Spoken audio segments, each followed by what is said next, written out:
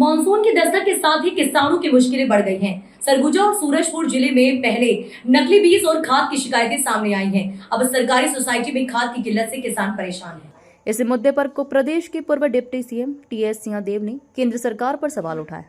उन्होंने कहा कि किसानों को मिलने वाली डीएपी खाद विदेश से आयात की जाती है, लेकिन अब सरकारी विदेशी मुद्रा बचाने के नाम पर इसका आयात कम कर रही है, जिसका सीधा असर किसानों पर पड़ रहा है।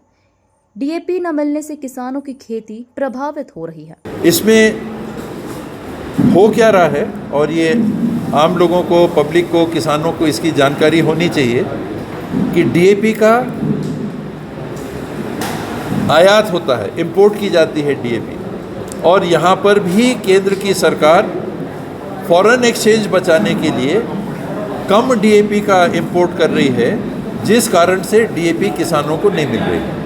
एक तो है कि यहाँ पर आप उसका मैन्युफैक्चर कर रहे हैं, यहाँ पर उसका बना रहे हैं, आप देश में बना रहे हैं, और फिर उसकी कमी हो रही है। ये डीएपी सालों साल सरकारें विदेश से मंगाती हैं और उसी के लिए विदेशी मुद्रा की आवश्यकता पड़ती है। किसानों की समस्याएं 3-4 बिंदुओं पे प्रमुखता से सामने आ रही हैं। एक, जो खाद है, जो सबसे ज़्यादा लोकप्रिय खाद का इस्तेमाल किसान करते हैं, इफ़को और डीएपी, ये मिश्रित खाद है जिसमें अलग अलग आपको बार बार अलग अलग प्रकार की खाद नहीं डालना पड़ता, छींटना पड़ता है। इसकी सप्लाई 16% हो गई है। आज जो मांग है, उदाहरण के लिए एक मैं विधानसभा की बात आपको जानकारी दे रहा हूँ, लुंड्रा विधानसभा की जानकारी।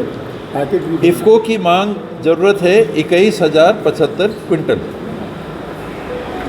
और इसमें आपूर्ति अभी तक हुई है 3,450 क्विंटल, जो ज़रूरत का 16.37% है।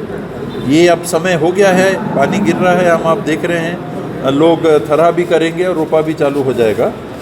और इस विधानसभा की 12 समितियों में से 8 समितियों में इफ़को का एक भी बोरा नहीं।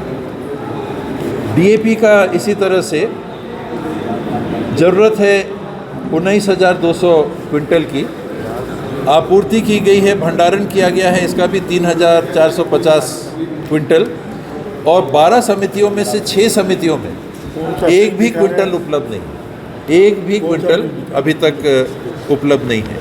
इसी तरह से जो जानकारियां संभाग स्तर की हैं, संभाग स्तर पे अगर आप देखेंगे तो मांग इफ़को की 22,230 टन है। इसके एवज में भंडारण हुआ है अभी तक 10,500 या 804 टन। डीएपी, इसकी आवश्यकता है 24,000 टन की, और इसमें भंडारण हुआ है 3,946.24 टन, जो कि 16.44% है। 16.44% मात्र भंडारण हुआ है डीएपी का। अब किसान किस तरीके से अपनी इच्छा अनुसार खेती कर पाएंगे?